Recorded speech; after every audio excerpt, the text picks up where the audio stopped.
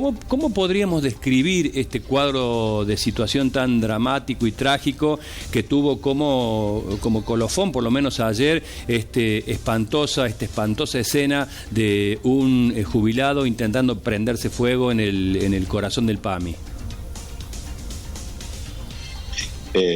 Sí, es tristísimo y es una escena, una metáfora que no es metáfora, una gráfica horrible, porque me parece que si tomamos solamente esta medida que tiene definitivamente consecuencias en la salud, hay medidas que son sanitarias, se va a haber muchísima gente que no va a poder sostener enfermedades crónicas como la hipertensión, ni que hablar de las enfermedades terminales, los tratamientos para el cáncer.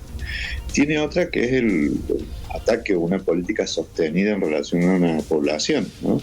En relación a los viejos es donde se disminuye, no sé, escuchar recién lo que decía Caputo, siempre es relativo lo que se compare, si vos haces una comparación interanual no han ganado las jubilaciones en eso.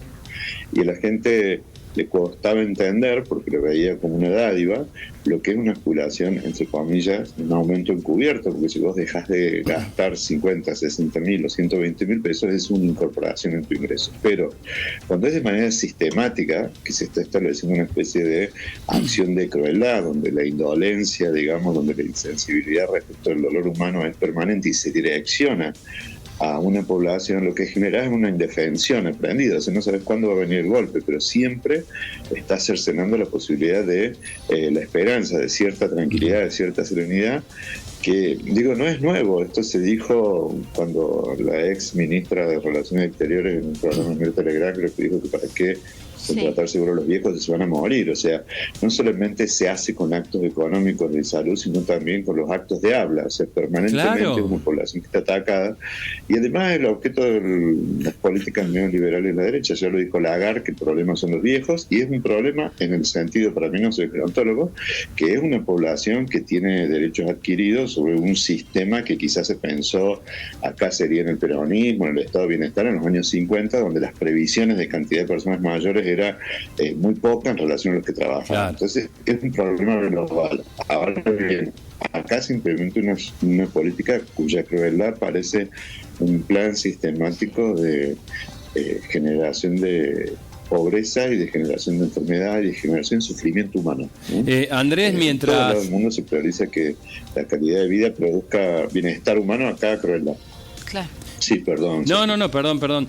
Mientras usted habla, nosotros estamos viendo imágenes exclusivas del momento preciso en que este pobre hombre intentó prenderse fuego allí en el PAMI, imágenes que hemos obtenido en las últimas horas y que realmente son muy dramáticas. Y me preguntaba justamente, y nos preguntábamos, qué pasa en la psiquis de estas personas que ya de por sí el proceso de envejecimiento, digámoslo con todas las letras, trae aparejado un cambio de vida, la jubilación, y lo he experimentado con mis abuelos, lo he experimentado con mi padre. Llega un momento en que hoy el mundo ha cambiado un poco, no tanto, pero había una sensación de que se terminaba la vida activa, el término inutilidad aparecía como una sombra anímica en estas personas. Si le agregamos todo este bagaje, ¿cómo se los contiene?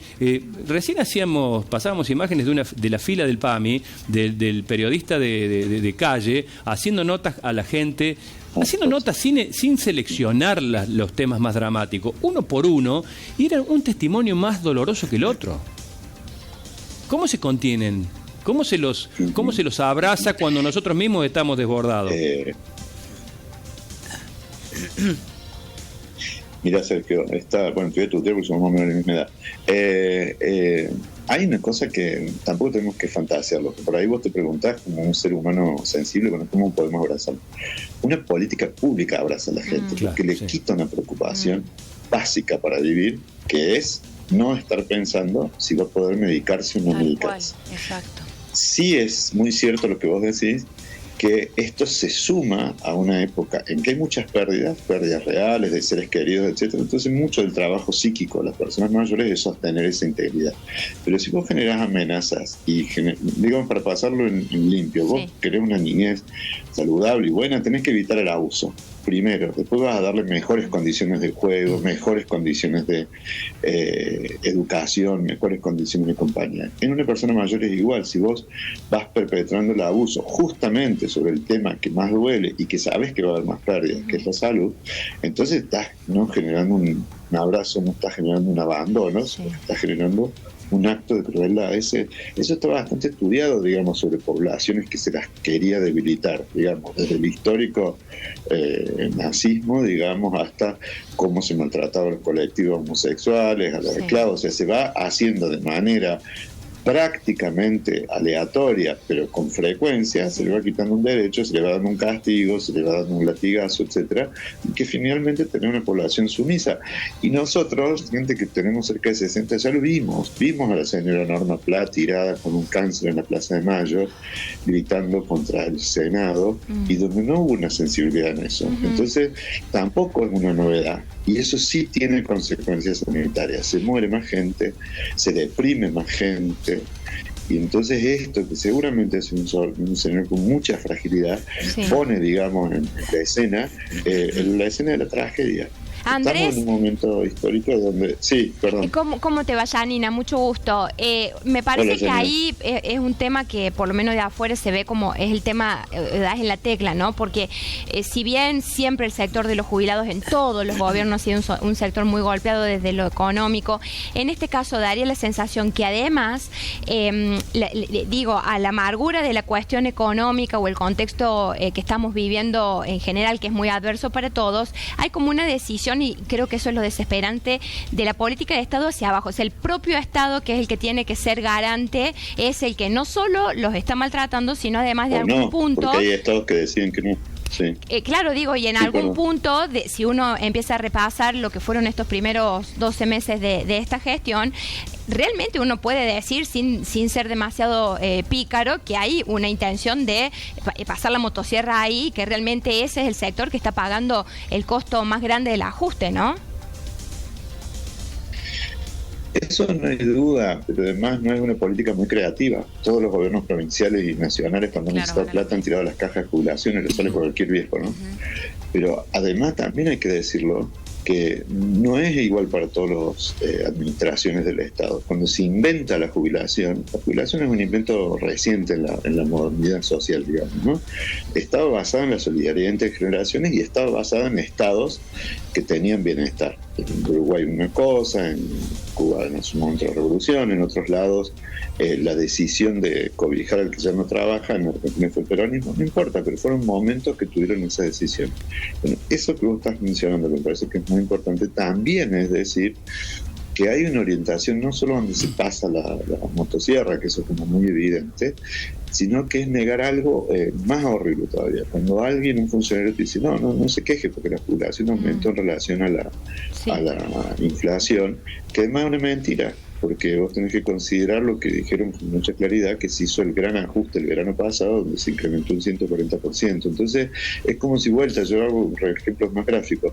Si a un chico vos abusás y entonces quiere contarlo y dices, no, está mintiendo. Vos fuiste el que hiciste eso. Entonces eso también genera una impotencia y una falta de esperanza que en realidad llama además a que otros sectores, lo que decía Sergio antes, que son prejuiciosos, que son viejistas, que creen que los viejos son enfermos, que son un lastre, que son una carga, que son como niños, que son viejos verdes, que son viejos chotos, por decirlo una palabra popular. Bien. Que tienen una carga enorme de miedo y como puede tener una persona que se mal llama homofóbico, que es violento contra un colectivo, y esto legitima ese discurso. Que no se quejen los viejos. Si se les aumentó proporcionalmente, entonces empezás a generar un sujeto a quien le quitaste privilegios, que lejos de ser eso, ¿no?